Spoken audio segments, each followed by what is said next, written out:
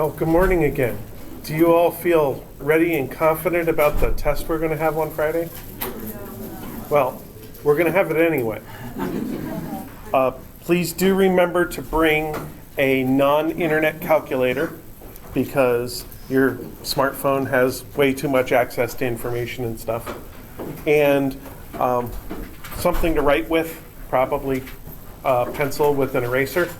And then I will bring everything else that you need. One of the things that I will bring to the exam for you is the equation sheet.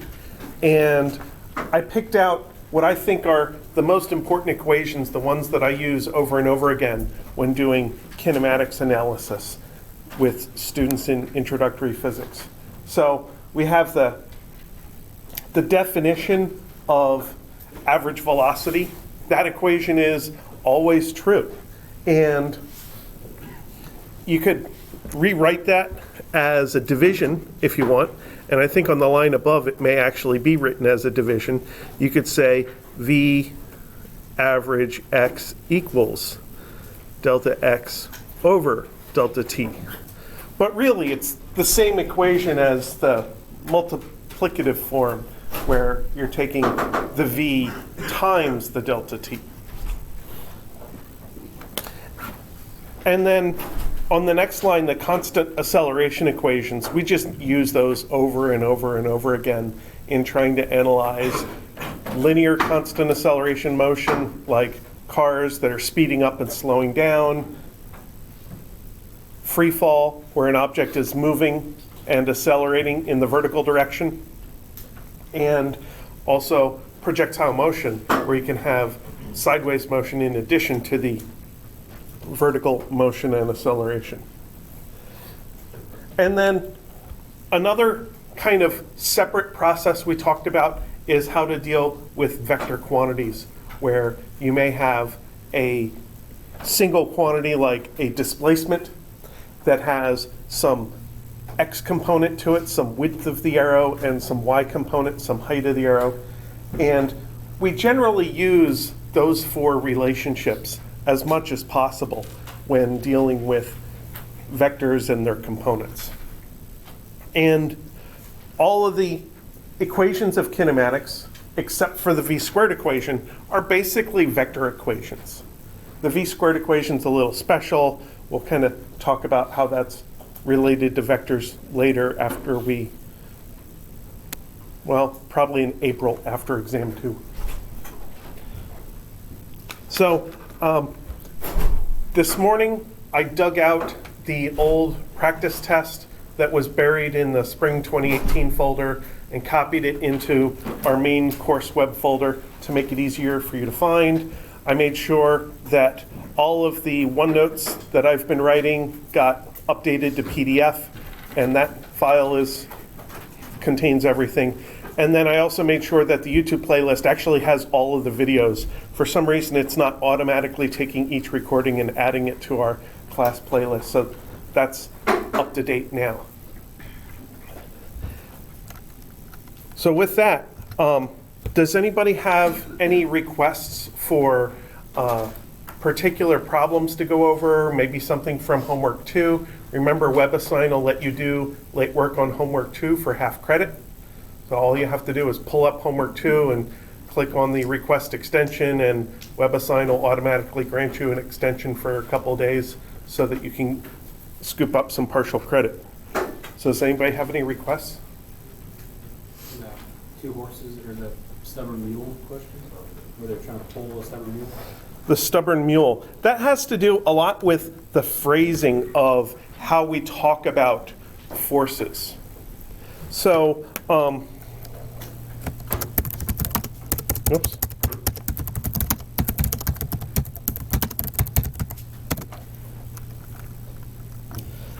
So we might have an object here that has a force.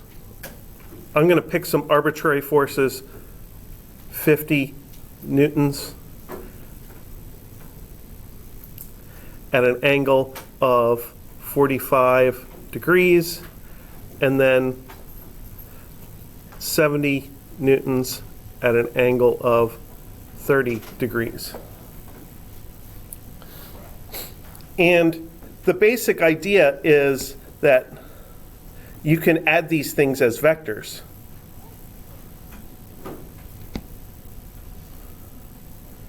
And the symbol for a force is a capital F.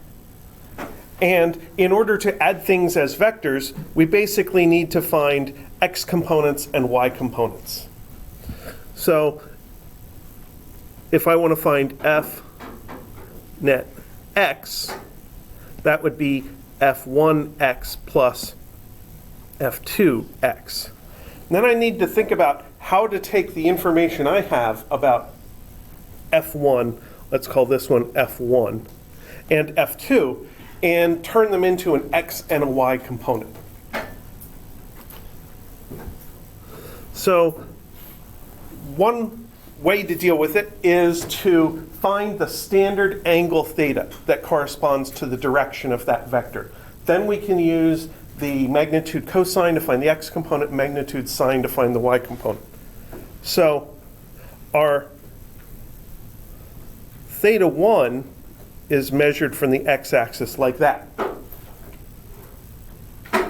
Our regular angle theta that we plug into the default vector component equations has to be measured from the x-axis, starting counterclockwise, in other words, starting up if it's positive, and then you stop when you get to the vector. So it looks to me like in order to get to the direction of F1, I have to go 90 degrees and then another 45. So my F1x would be 50 times the cosine of 135 degrees. So theta 1 is 90 degrees plus 45 degrees equals 135 degrees. Now I want to do the same thing for the second vector. I need to find its angle, which is over here, from the x-axis to that second vector. Now that one is 30 degrees short of getting all the way to 90 degrees. So we could get there by going 90 and then back 30. So my theta 2 is 90 degrees minus 30 degrees is equal to 60 degrees. So when I go to substitute in here for F2x, I'm going to put in its magnitude, 70, and then cosine of 60 degrees.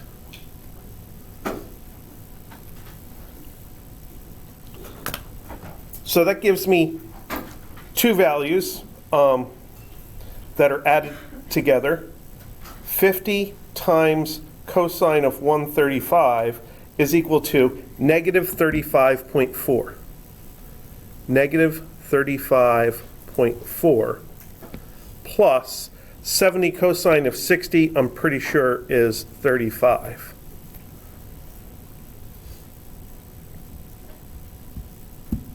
Yeah. So this gives me a net of negative 0.4.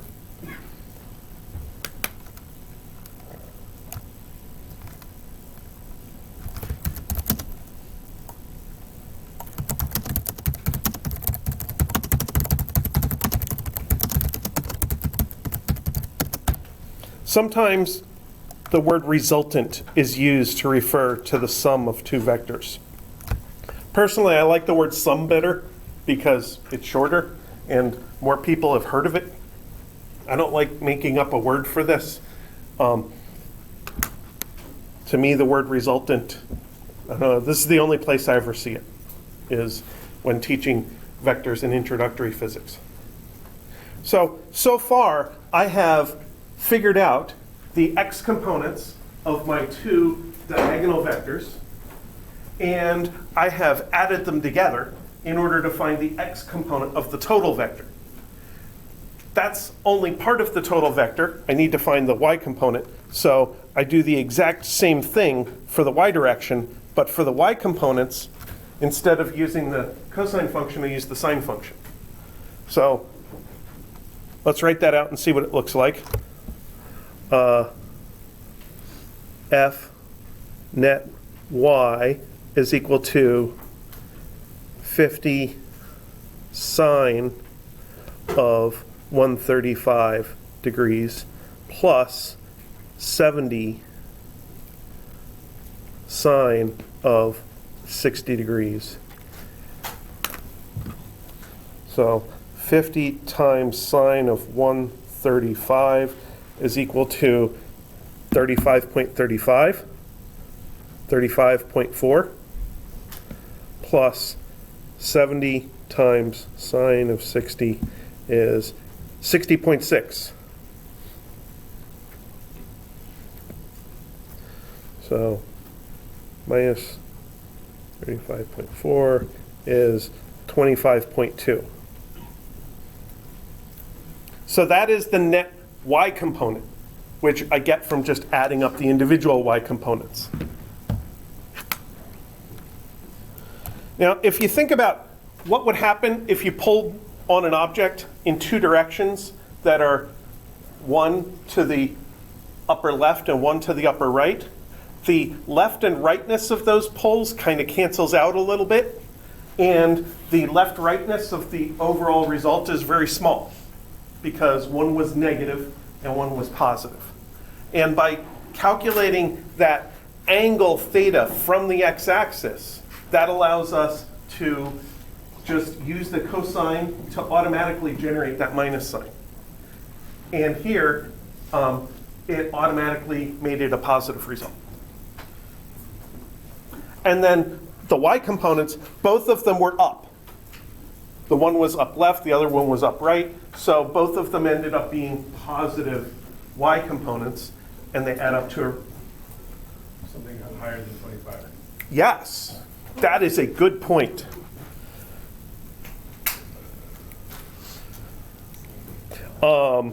Yeah, 0.06, how about 106? Is that better? Sorry. I was concentrating so much on the strategy that I messed up the tactics. Is that still wrong? That's wrong. What is it? It's like 96, I think. Is that better? Yeah. That's why you should use your calculator for basic math. Now, if you grab your calculator and use it to add 1 or subtract 1 or multiply by 10 or divide by 10, then I might look at you funny. But if you use a calculator to do that, that's fine. And I should have, and I did, except I hit the wrong button. I literally hit a minus sign instead of a plus sign. I don't know whether that happened in my head or whether my finger just hit the wrong spot, but yeah, that was a mistake. And that's why I like writing out this record of what I've done, because it makes it easy to find, fix, and then trace it to where the result went to fix all the rest of the stuff. So,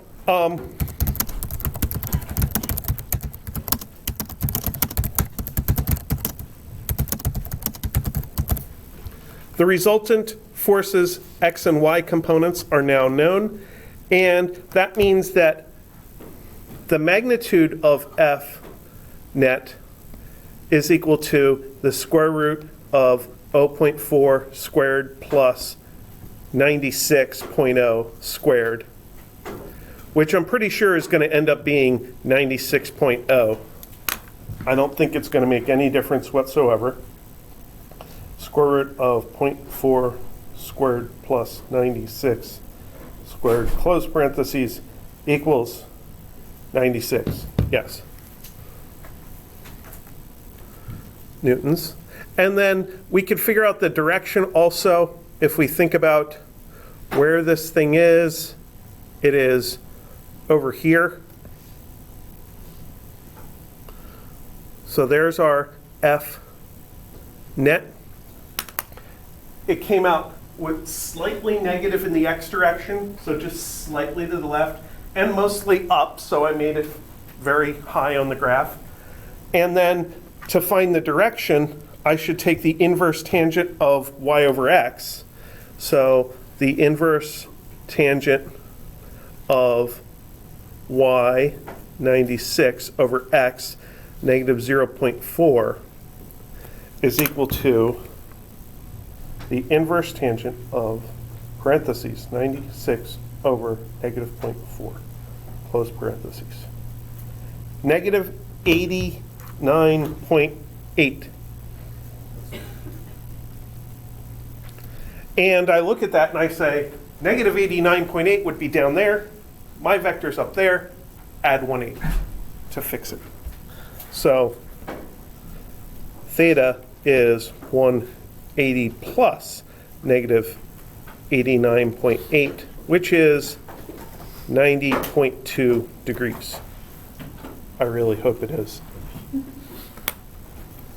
And that angle is just slightly more than 90 because this point is slightly left of the vertical.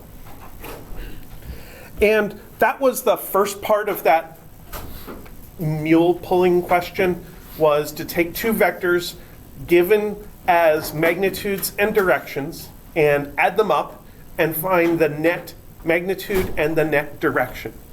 Notice that the net magnitude is not equal to the total magnitude. The two vectors were 50 and 70 in magnitude. If you just add that, you get 120. But the net addition had a magnitude of 96. That's because the two vectors were not completely cooperating with each other. They were at angles to each other. So the y components were very much cooperating. They were both very positive. But the x components were in opposition to each other. So whenever you have two vectors, if they're completely cooperating in the exact same direction, you can just add them. If they're in the exact opposite direction, you can just subtract the magnitudes. But if they're at weird angles, you want to break them into x and y components and then reassemble after. Now the next part of that said,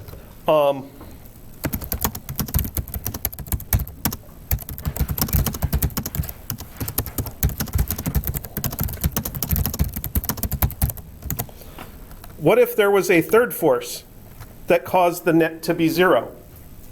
So basically, we have our knowledge that F1 plus F2 is equal to 96.0 at an angle of 90.2 degrees. Now we have F1 plus F2 plus F3 equals 0. And one way to think of this is we already did this part. So we can substitute 96.0 at an angle of 90.2 degrees. That should be a degree mark. Plus F3 equals 0. But another way to write that is 96, well, we could basically take this vector and subtract it to the other side. So F3 is 96.0 at an angle of 90.2 degrees with a big minus sign in front of it. And how do you reverse a vector? You keep the magnitude and you flip the angle around the other way. So we would take that 180 degrees and subtract it away again. And this F3 would be 96.0 at an angle of minus 89.8 degrees. That angle that we rejected before, where we were talking about F1 plus F2 both being up, result had to be up, now is the opposite when we talk about F3 has to cancel out F1 plus F2. That's what they mean in that question. And we're going to be doing that a significant amount between exam 1 and exam 2 while we're talking about Newton's laws and forces. So it's important to get an idea of how that basic vector addition works. A pure kinematics idea that would be the same thing would be if you walked 50 meters at an angle and then walked 70 meters at a different angle, how far are you from where you started? and in what direction? And how far would you have to walk in a straight line in order to get back to the beginning? It would be identical math, but a different context. And that's all that's different here in this example is the context. So that was a good starting point. And we should have a little bit of vectors on the test. Our biggest use of vectors was in projectile motion, when we had an initial velocity that was at an angle. So then one of the first things you have to do is take that initial speed and direction and split it into velocity x and velocity y components.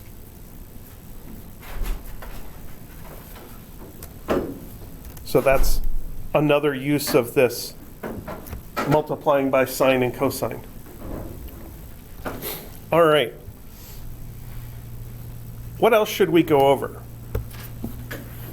You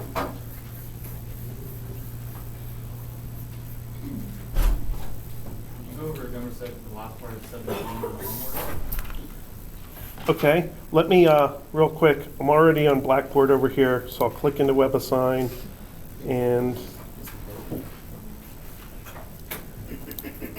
view the homework. Number 17. Oh, okay, yeah.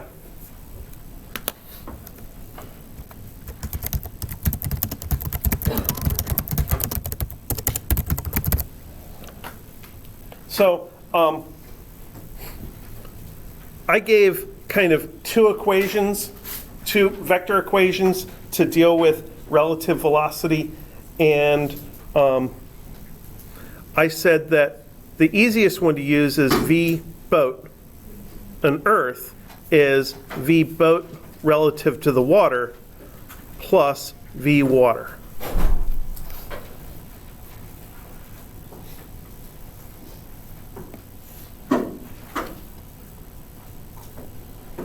And you can kind of draw this out as a vector addition and think of the two vectors here as being linked head to tail. So in number 17, it says that v water is, for example, 6 kilometers per hour. And the boat is traveling east. Okay. And the boat is traveling 45 degrees south of east. So that is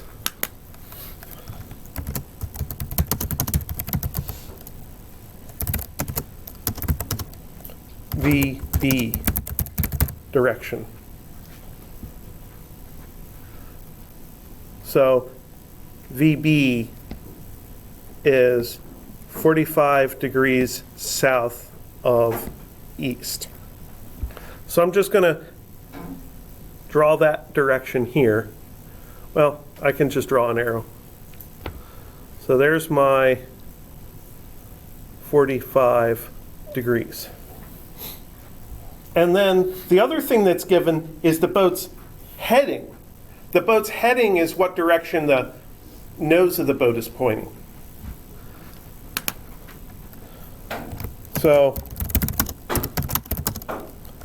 VBW direction. That's the velocity of the boat with respect to the water. So VBW is 60 degrees south of east. So that's down here. So this is VBW. And the length has to be just right so that from here to here, this is a horizontal. And this is my VW, and this is VB. So that angle there was 60 degrees.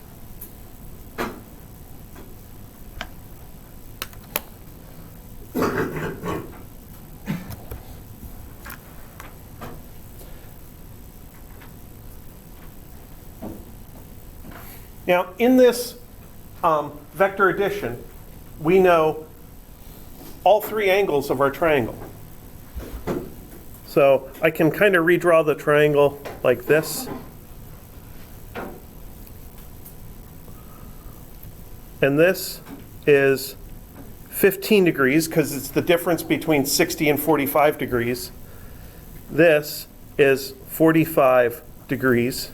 And then this angle here is whatever it takes to fill out 180 degrees for a triangle. So remember I said it's okay to use a calculator? So 180 minus 15 minus 45 equals 120.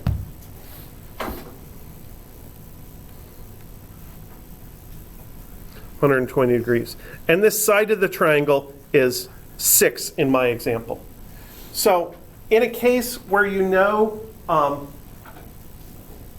all the angles of a triangle and one side, that very well defines the other two sides of the triangle. Now there are analytical ways of doing this with components and sines and cosines, but if you're doing this separately on your own with all the resources of the internet available to you, this is actually an ideal place to use the law of sines. So the law of sines says that sine 15 over 6 is equal to sine 45 over, let's call this VBW, because that's what it is, VBW, which is equal to sine 120 degrees over VB. And the law of sines and law of cosines exist because they basically go through the vector components and solving simultaneous equations that you don't want to do here. So they very quickly get you to your results. I do not intend to give you a vector analysis problem where you have to solve two equations and two unknowns if you're using vector components, or that you would have to use the law of sines in order to avoid that. But if you're working on your own, this is an ideal place to look up the law of sines and be able to use it. So if the law of sines basically says, if you take the sine of an angle divided by the opposite side of the triangle, that is the same ratio for the entire triangle. Whether you take the top angle on the bottom side, the left angle on the right side, or the right angle on the left side, that ratio is always the same. And of course, you can always flip them and put the distances on the tops of the fractions or whatever. And the law of sines doesn't always make things easy, but when it does, it makes it very easy. So that's the easiest way to find those results.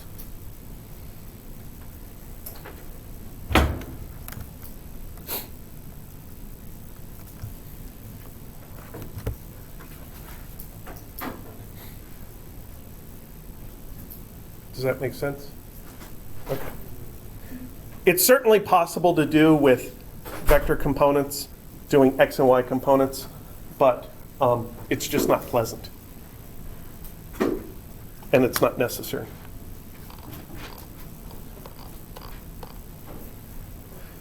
Okay. Any other questions? I had an idea of a regular kinematics thing to go over. It's a free fall example. So just vertical motion, not x's and y's.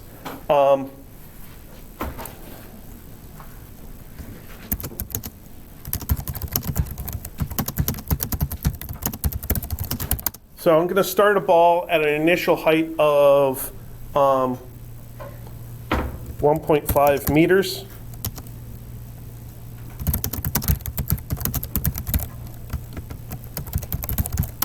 And it's thrown straight upward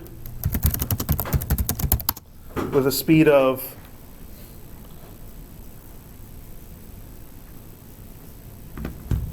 4 meters per second.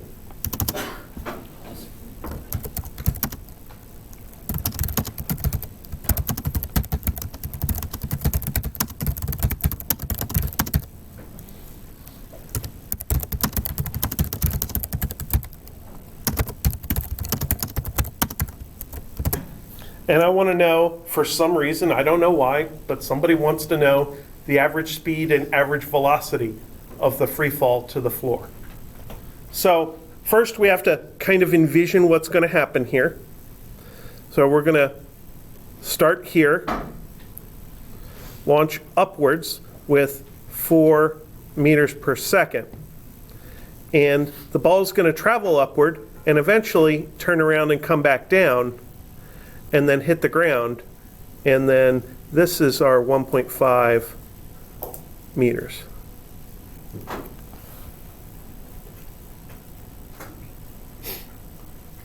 So our delta y is definitely minus 1.5 meters because we start at 1.5 and go down to 0. We've lost all of our initial height. Then we could find the v final y squared is v initial y squared plus 2a sub y delta y. That's one of those important kinematics equations that I highlighted at the beginning on the constant acceleration line. And this is 4.0 initial y velocity squared plus 2, negative 9.8, and negative 1.5.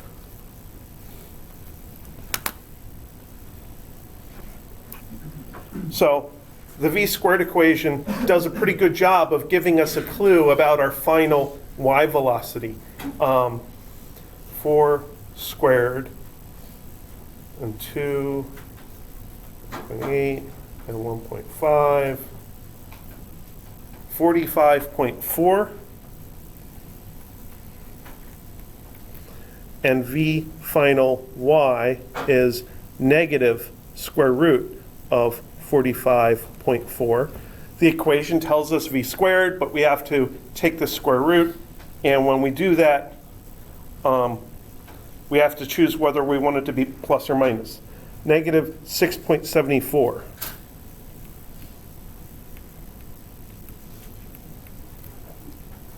Meters per second.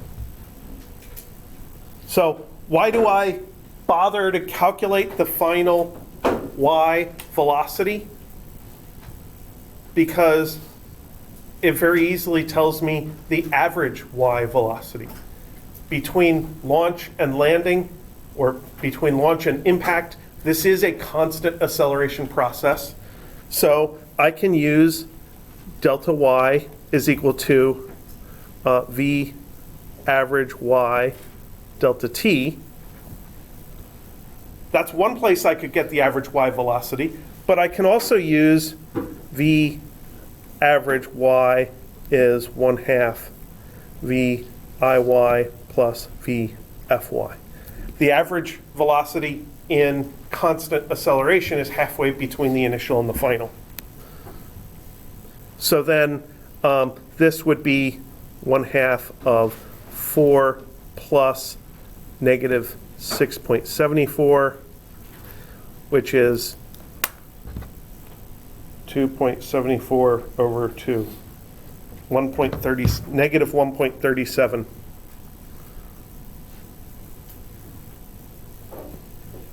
Meters per second. So that's average velocity. That's not the only way I could calculate the average velocity, but it's a reasonable way to calculate the average velocity. So far, so good. Now with average speed, I can't quite do it that easily because average speed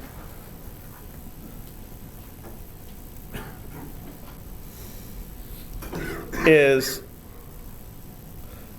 distance over delta t. So my upward delta y getting to the peak counts as positive distance, but my downward fall from the peak to the ground also counts as positive distance. So I'm going to just grab this and copy it down there so that I still have it after I scroll.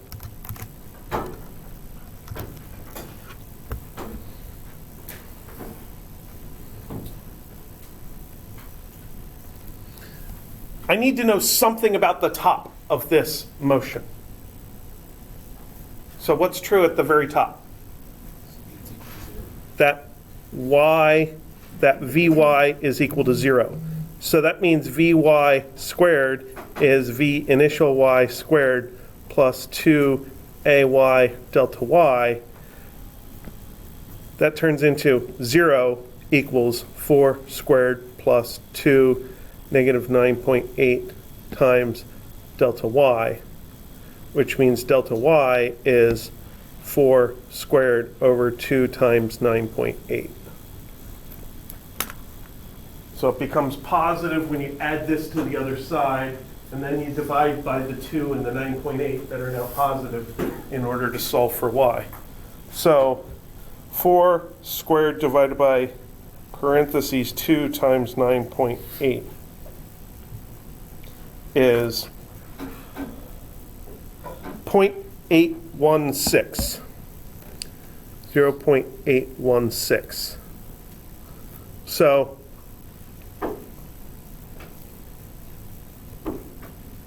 the distance up is 0.816, and the distance down is equal to 0.816 plus 1.5,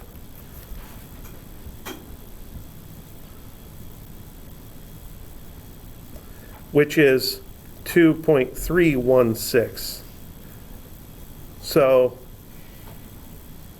the total distance is adding the 0.816 and the 2.316 to get 3.132 meters. Okay, so far so good. I know the total distance. I don't know the total time. How do I find the total time?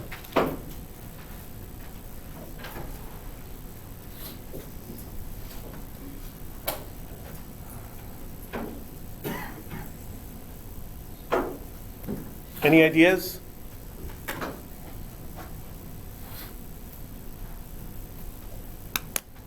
All we need to do is find one of our equations that has time in it.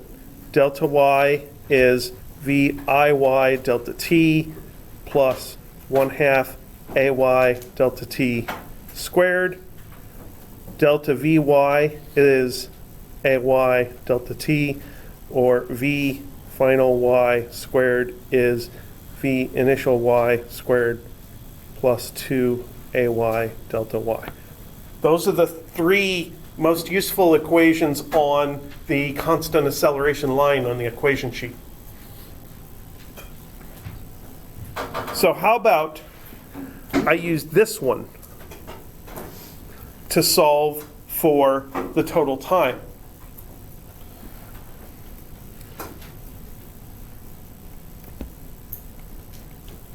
For the whole trip, delta y, delta Vy is AY delta t. So I have my final velocity, which is negative 6.74, minus my initial velocity of 4 is minus 9.8 delta t.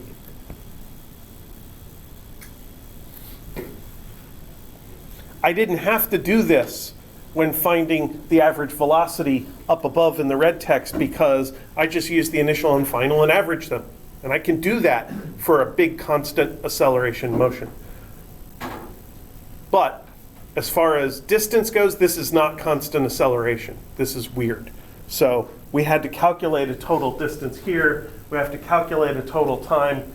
And we're going to use the other information to calculate this in one step. So delta t is 10.74 over 9.8.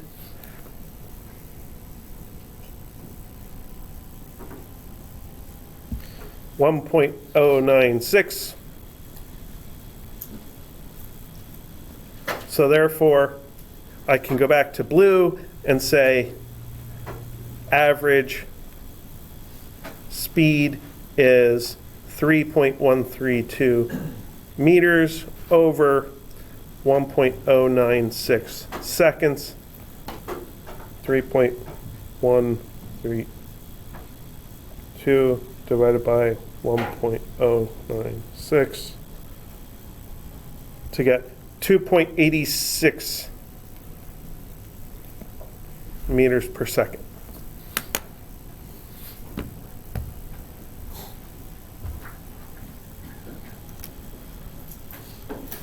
Notice the average speed is slower than the average velocity, or is faster than the average velocity, yeah. Was negative 1.37.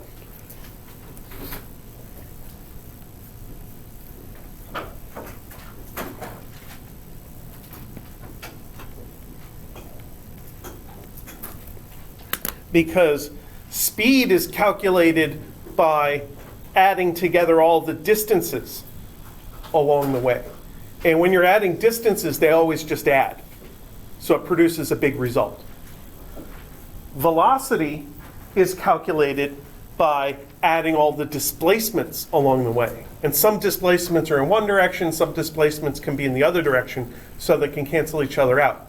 Just like with the vector addition of the two forces on the mule, the x components canceled each other out. So that canceling produces a smaller displacement than the total distance. The distance is measured middle to top to bottom, whereas the displacement is just measured from beginning to end. All right. So sometimes one of the things we have to do is to figure out how the definitions of the words we use in technical descriptions apply to our equations.